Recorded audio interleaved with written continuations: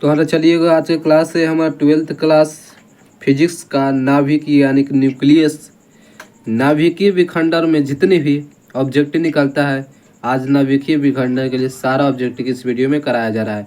इस चैप्टर का जितने भी ऑब्जेक्टिव निकलता है सारा इस वीडियो में कराया जा रहा है। तो आप सब लोग वीडियो के अंत तक बने रहना है और ऐसे ही सब लोग प्यार देना है और चैनल को सब आप ही सबको खड़ी करना है और एक नंबर 1 इस चैनल को बनाना है। आप सबको अपना प्यार और दुलारा देकर, ठीक ना। और वीडियो में सब लोग अंत तक बने रहेंगे, बहुत ही मज़ा आने वाला है। चलिए अब क्लास को स्टार्ट करते हैं, ज़्यादा बात नहीं करते हुए अब मज़ेदार तरीके से क्लास को स्टार्ट करते हैं। और चलिए पहला नंबर क्वेश्चन की ओर बढ़ते हैं और आपका स्क्रीन पर दिखाई दे रहा है कि नाभिकीय में न्यूट्रॉनों की संख्या होती है। चलिएगा देखिएगा, नाभिकीय में न्यूट्रॉनों की संख्या होती है। क्या न्यूट्रॉनों की संख्या होता है? जब इस तरह से क्वेश्चन रहता है तो माइनस से मारना है, प्लस नहीं मारना है, यानी कि ए माइनस जेड मारना है, यानी कि ए प्लस जेड नहीं मारना है। क्योंकि देखिए किसी भी संख्या ए रहता है उसके पावर ए और नीचे जेड रहता है, तो ये नीचे और इसका माइनस जेड यानी कि ए माइनस जेड रहेगा। जब नाभिक न्यूट्रॉन की संख्या जब इस तरह से क्वेश्चन रहेगा तो आपको ध्यान देना है, ए माइनस जेड हो जाएगा इसका करेक्ट आंसर।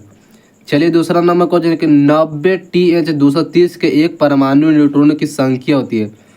देखिए जब भी इस तरह से क्वेश्चन रहेगा, एकरा में से इसको घटा देना है, इसमें से इसमें घटा देना है, तो इसका आंसर निकल जाएगा। देखिए कैसे निकलेगा, 90 में से यानी कि 23 में से 9 घटाइए तो कितना होगा, समझ में आ गया ना। तो ब्लर धर लिया ना, अरे भाई क्या हो रहा है।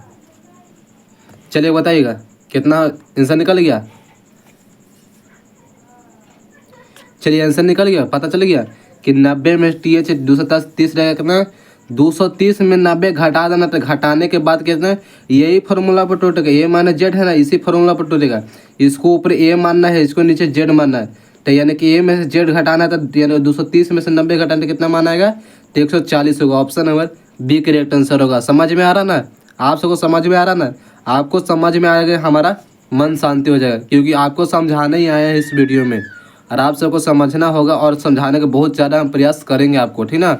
और तीसरा नंबर क्वेश्चन है कि निम्नलिखित में नाभियों में सबसे कम अस्थाई होता है। जब भी इस तरह से क्वेश्चन है सबसे कम अस्थाई के बारे में कहेगा ना, तो 4 2 H और सबसे ज़्यादा यानी कि सबसे अधिक अस्थाई होता है, अस्थाई कहेगा तो मानना 56 यानी 26। देखिए ऑप्शन देखिए, ये क्या ये होगा, ये होगा, ये होगा सबसे अधिक अस्थाई, तीन में से सबसे बड़ा कौन है, यह है, ऑप्शन डी है। तो अस्थाई में ये होगा, अस्थाई कहेगा, अस्थाई कहेगा तो यह ये होगा 4 2 H ही होगा, ठीक ना, इस पर ध्यान रखना। और चलिए चौथा नंबर क्वेश्चन की ओर बढ़ते हैं अब।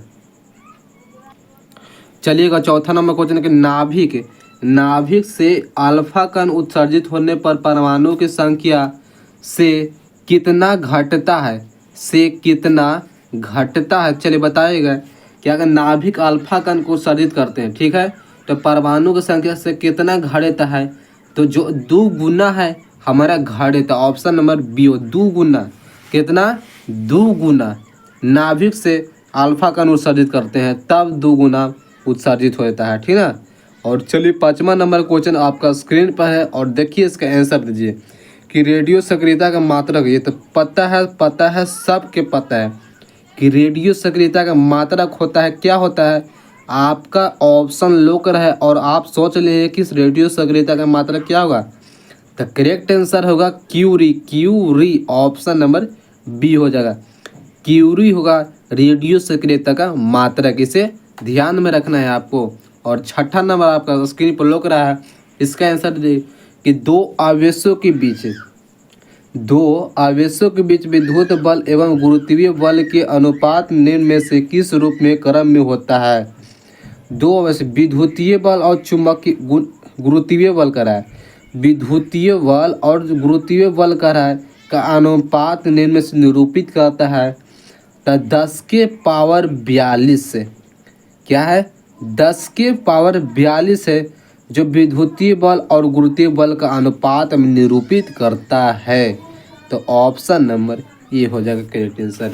और 7वां नंबर क्वेश्चन आपका स्क्रीन पर दिखाई दे रहा होगा और आपको इस सब को आंसर देना है।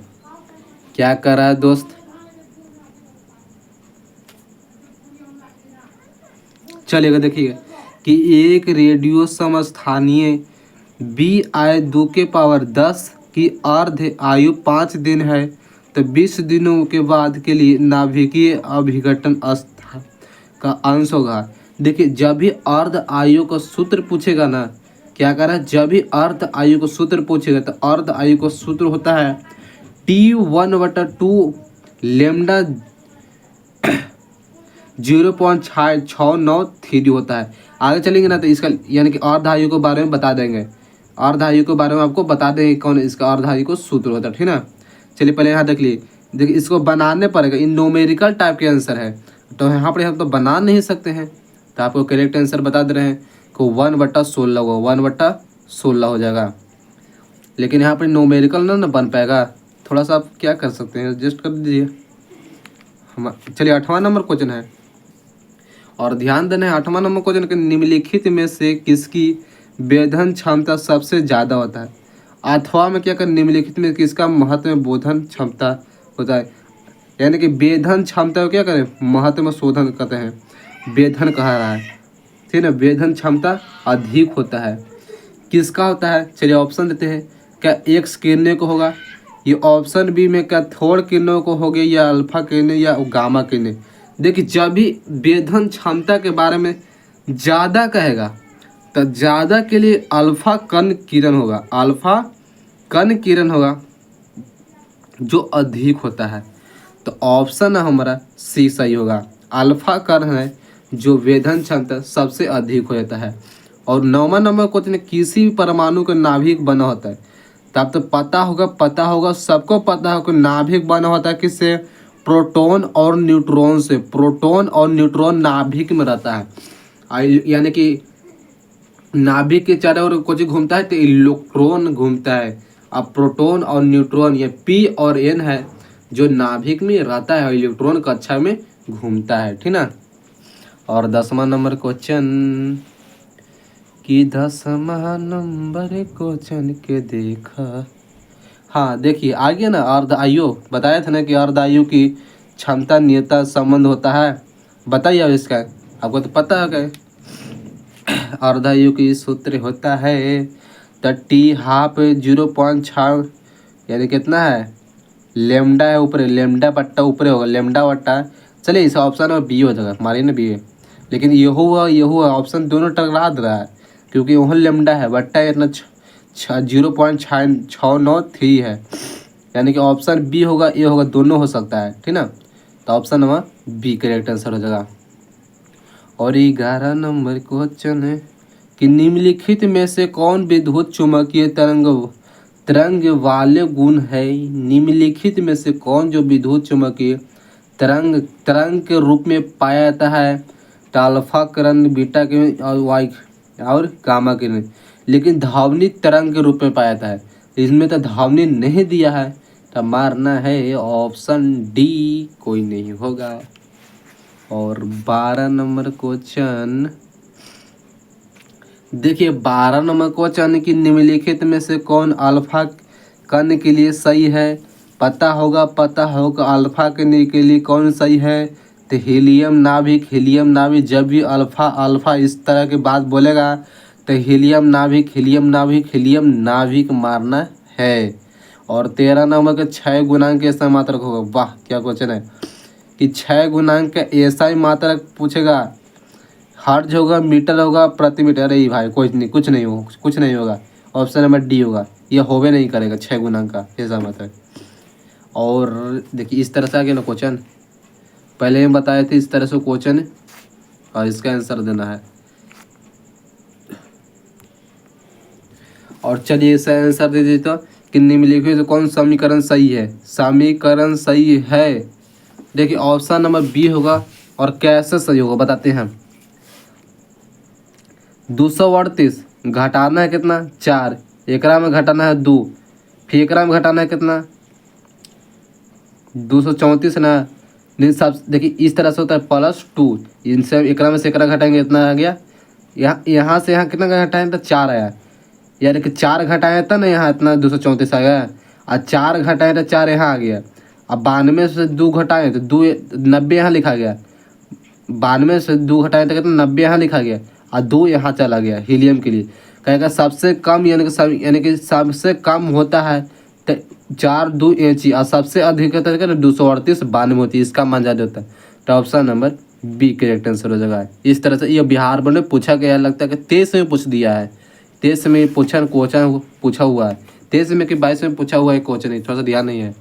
और 15 नंबर क्वेश्चन का जीवाश्म के लिए आयु पता की जाती है। जीवाश्म के लिए जब उसकी उम्र पता की जाता है किस यानी कि किस सिद्धांत के अनुसार, कार्बन डेटिंग से। कार्बन डेटिंग है जो अर्ध आयु को पता किया जाता है जीवाश्म के लिए। ऑप्शन नंबर ये हो जाएगा। और 16 नंबर क्वेश्चन के देखा है बाबू, देखिए 16 नंबर नाभिक के घनत्व में लगभग होता है। जब भी नाभिक के घनत्व की लगभग मान पूछेगा तो 2.29 गुना 10 के पावर 17 kg मीटर -3 हो जाएगा।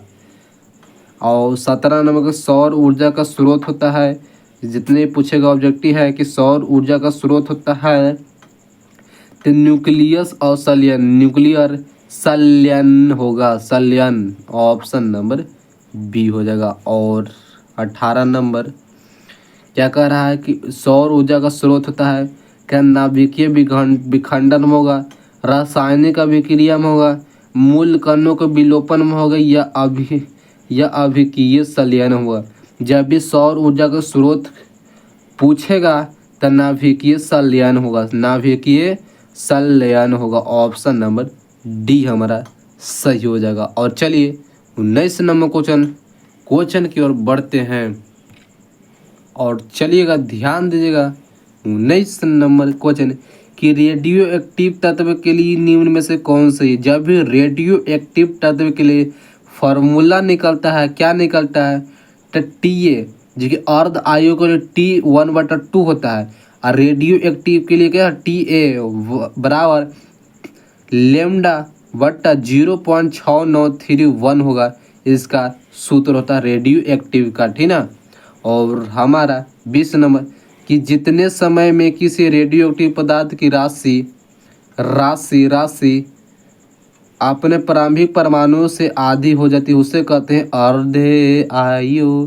क्योंकि रेडियो एक्टिव पदार्थ से प्रारंभिक परिणाम आधी होती है, आधा के लिए किस कहते हैं, आधा होता है तो अर्ध आयु कहते हैं, अर्ध आयु कहते हैं, ठीक ना।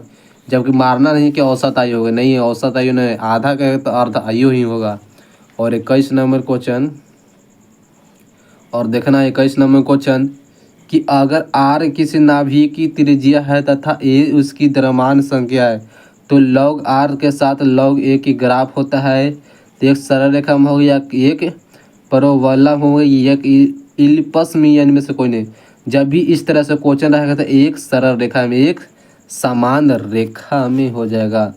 और हमारा 22 नंबर क्वेश्चन दिखता है कि बी किरणें होता है, बीटा किरणें विक्षेपित होता है क्या गुरुत्वाकर्षण के क्षेत्र में, केवल चुंबकीय क्षेत्र में होता है या केवल विद्युत चुम्बकीय में। ये ऑप्शन हमारा लास्ट क्वेश्चन के चुंबकीय में विद्युत क्षेत्र में, दोनों में। देखो बीटा किरण के विक्षेपित होता है किस दिशा में, तो चुंबकीय क्षेत्र और विद्युत क्षेत्र दोनों की ओर होता है, चुंबकीय क्षेत्र और विद्युतीय क्षेत्र दोनों की ओर विक्षेपित हो जाता है। और 23 नंबर क्वेश्चन है, क्या कर रहा है कि जैसे जैसे द्रव्यमान संख्या a बढ़ती है उसी के साथ साथ निम्न में से न्यूक्लियस से संबंधित किसी राशि की परिवर्तन नहीं होती है, वह कहलाता है द्रव्यमान या आयतन या घनत्व या बंधन ऊर्जा, वह कहलाता है घनत्व कहलाता है। ये सब इम्पोर्टेंट क्वेश्चन नहीं है।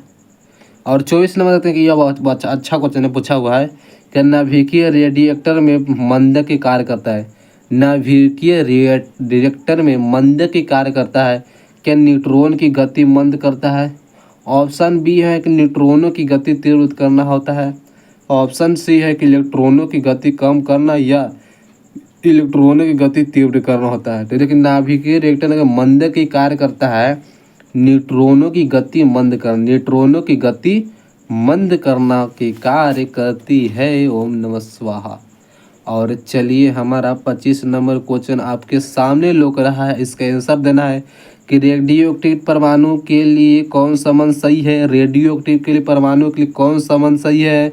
तो देखिए अर्ध आयु 0.6931 गुण औसत आयु होगा। अर्ध आयु इसका सूत्र और औसत आयु देना है, इस तरह से होगा। ऑप्शन नंबर डी हो जाएगा। इनका यहाँ 1 लिखा है 0 पॉइंट होगा, इनके यह मानना नहीं 0.6931 होगा। Option number D correct answer होगा। और 26 नंबर क्वेश्चन देखते हैं।